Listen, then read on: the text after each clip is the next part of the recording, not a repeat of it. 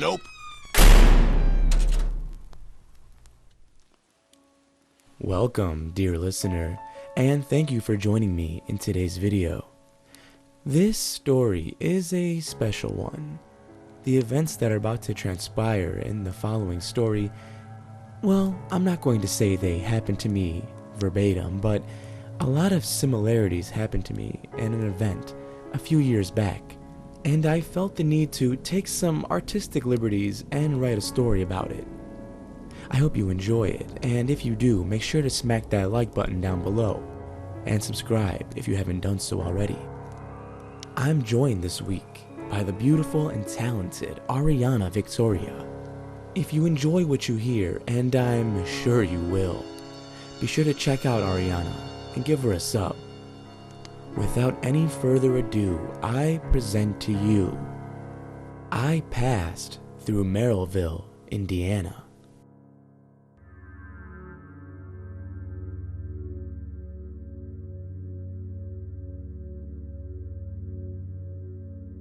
Have you heard of a town in Indiana called Merrillville? It's a small, quaint little place outside of Indianapolis with a lot of mom and pop shops, back roads, and a couple of local Dairy Queens for high school students to hang out at in the summer. Nothing too strange. I bet you can wander the streets for hours and find nothing odd about it. Unfortunately, I did. A couple of years ago, I passed through Merrillville. My girlfriend Michelle and I were on our way to a concert in Indianapolis, coming from Chicago. The tickets were free, so we figured the 3-hour drive, complemented by a beautiful mid-August day, would be worth it. For the most part, it was. The highway had little to no traffic, so we were making great time. It wasn't until our GPS took us off the highway that we had issues. The exit directed us into Merrillville. At first, things were fine. There were a handful of cars driving around us. The establishments and infrastructure, while somewhat dated, did not set off any alarms. We even saw a couple of people gassing up at the corner stations. Proceeding on the given route, we continued to explore the small Indiana town. Eventually, I noticed something wasn't right. It had been about 5 minutes of driving before I realized there were no other cars on the street. None driving, none parked, nothing. While I found it somewhat strange, I was able to brush it off. What bothered me more than that was the weather. The sunny day we had been enjoying disappeared, transforming the clear summer sky to one saturated with thick, menacing clouds. We drove on for a few minutes more before Michelle verbalized my thoughts. Are we like the only people in town right now? Her tone mimicked confidence, but it was clear she was concerned. I was too.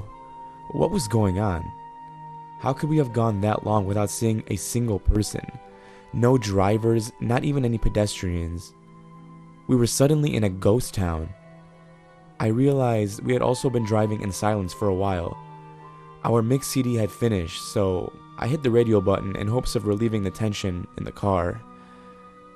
Silence. The radio station was completely silent. No static or white noise, just nothing. Michelle and I looked at each other, both of us not uttering a single word. I tried all the presets and even tried scanning around, but it was no use. I put the stereo back on CD mode and put it on track 1. The music began to blare through the speakers. I forgot we had turned up the volume to its max in hopes of hearing something on the radio. Startled, I turned it back down and took Michelle's hand to comfort her. "Babe, can you check the GPS? Reset it if you have to," I said in a calm tone. She nodded and grabbed my phone from her lap. She closed out of the GPS app and reopened it to enter the venue address once again. Her grasp suddenly tightened and her breathing became noticeably louder and faster.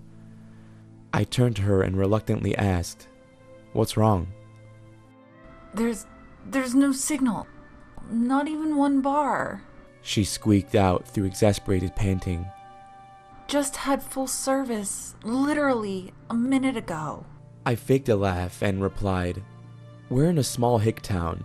It's probably just a dead zone." I realized immediately how poorly phrased that statement was. In the corner of my eye, I noticed her leering at me. Unfortunately, before I could correct myself, things got worse. Static began to play over the music. Barely noticeable at first, it only took a few seconds for the brain-rattling screech to become ear-piercing. Michelle jerked her hand from mine and blindly slammed the radio console, accidentally switching it back to the radio. The static stopped, but what we were met with made us wish it hadn't. A distorted voice was heard through the speakers. It sounded like multiple synchronized voices combined into one. With sickness rising in our stomachs, we listened as it spoke. Pull the vehicle to the side of the road. It sounded as if whoever was speaking was struggling to string the sentence together, like English was not their native tongue. Eventually, the voice changed its tone. It became louder and louder until it began to aggressively scream the original request, demanding we come to a stop. Pull the vehicle to the side of the road. Pull the vehicle to the side of the road. Pull the vehicle to the side of the road. Michelle had begun to cry quietly and turned to me. What's happening? Are we in trouble? Why don't they just pull us over? "I really don't think these are the cops, Michelle," I answered as I shut the radio off altogether. I kept my eyes pinned to the road ahead, looking for any exit out of Merrillville. There was nothing, just intersection after intersection. It was then that the stoplights ahead of us all turned red at the same time. They changed instantly without the warning of a yellow light. Without hesitation, I pushed down on the gas and sped through each of them. Michelle was caught off guard and began to scream at me to stop. What are you doing? Slow down! She demanded. "We're the only ones here, Michelle. I'm not stopping." The pedal was to the floor at this point. Finally, I had a glimmer of hope. A sign became visible to the side of the road, directing us to the highway. I continued down the road, blowing red lights, stop signs, everything.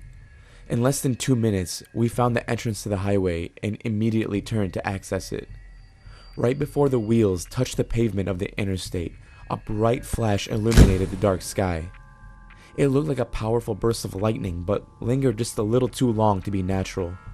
No thunder accompanied the sinister flash, but it was far from silent in the car. Michelle let out a blood-curdling scream and buried her face in her hands.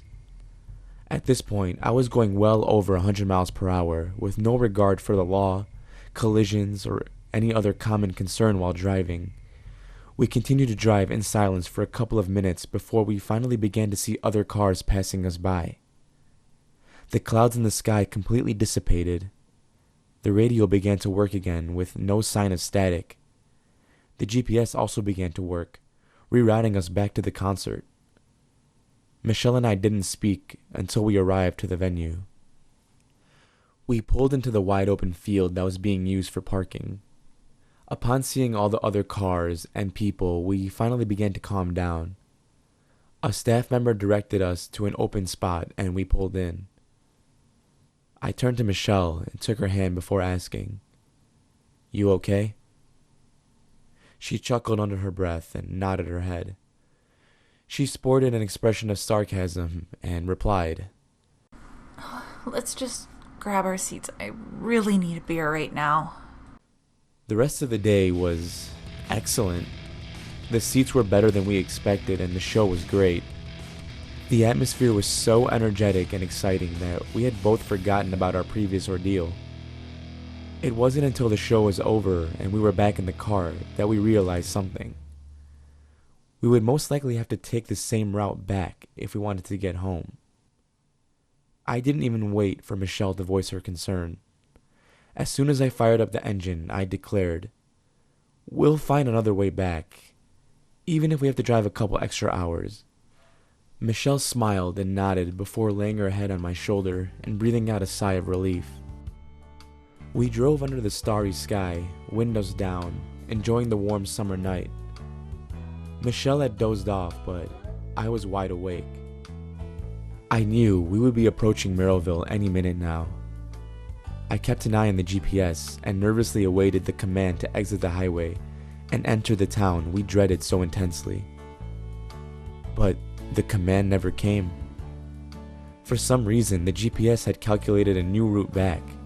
Before I knew it, we were in the city limits of Chicago, without a mere mention of Merrillville. I was confused, but mostly I was relieved. I didn't want to question it. Michelle woke up and immediately looked around. She noticed we were surrounded by the familiar cityscape and groggily asked where we were. "We're back in Chicago. We're fine now," I said with a reassuring smile. We drove back into the suburban town we called home. I dropped her back at her place, and that was that. Michelle and I broke up a couple of months later. It had nothing to do with our experience from that night. We just began to drift apart and decided it'd be better to end things before we became bitter towards one another. It had actually ended on good terms, and we agreed to try and remain friends, but you know how these things go. Naturally, we lost touch. Almost a year passed by since the two of us had spoken in person. The point came where she even deleted all her social media accounts, so I wasn't even sure what she had been up to. I was grabbing a cup of coffee at a local shop when I ran into a familiar face in line. Michelle's younger sister, Christina. We had made some small talk, and I asked how Michelle was doing. She's alright. I haven't heard from her for a while, though. Oh? I pondered. Why's that? I really did find it strange. Michelle had always been close with her family, and her sister was no exception. She moved out of town recently, her sister said as she fumbled through her purse. I smiled. Awesome. She always talked about leaving this cold weather and heading to the West Coast. So where did she finally decide on? Arizona or California? Neither. She moved to some boo-foo town over in Indiana. She just packed a bag and drove over there without telling any of us. She didn't even tell her landlord, just left each of us a voicemail letting us know she'd be gone. I said nothing. I just stared blankly. Christina continued. Well, we all assumed she was having money problems. When she called, she must have done it from a payphone or something because her voice sounded really weird in the voicemail. Plus, why else would someone move to such a boring town? And in Indiana, of all places, the rent was probably way cheaper. I stared back at Christina in silence as my mind began to go all over the place. I was expecting her to look up and start laughing any second, admitting what she was saying was just some kind of dark joke. Did you say Indiana? I choked out. Yeah. Merrillville, Indiana. I swallowed hard and reluctantly asked, "Do you still have the voicemail?" Christina grabbed her phone and scanned through it. Let me see here. Yeah, here it is. Check it out. Her voice sounds like it's been auto-tuned or something. She joked. I didn't laugh.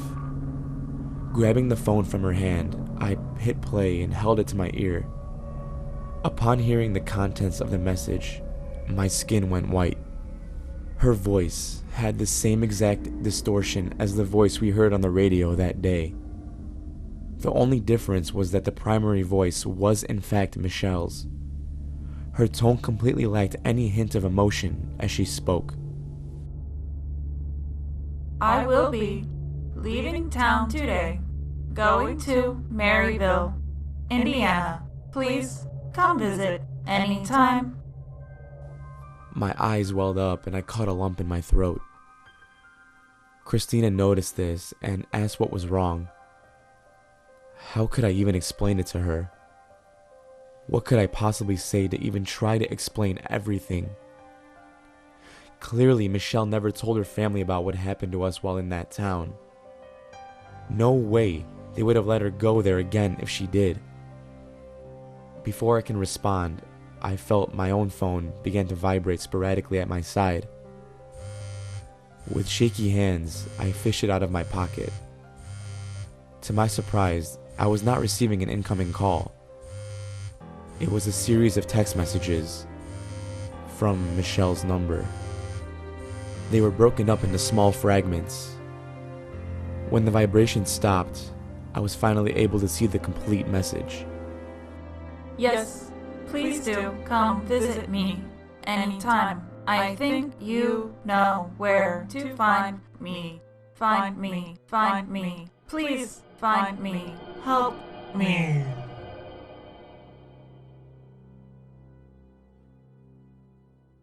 Thank you for listening, and I really hope you enjoyed this week's original story. I want to say one more time, thank you to Ahriannah Victoria for lending a hand in this video. You did an excellent job. Use the annotation on the screen now to check her out and give her a sub for more scary stories. And of course, if you haven't joined the Nope train yet yourself, be sure to subscribe to this channel, also by using the annotations on screen. Be safe out there, everyone. I'll be seeing you in the next video.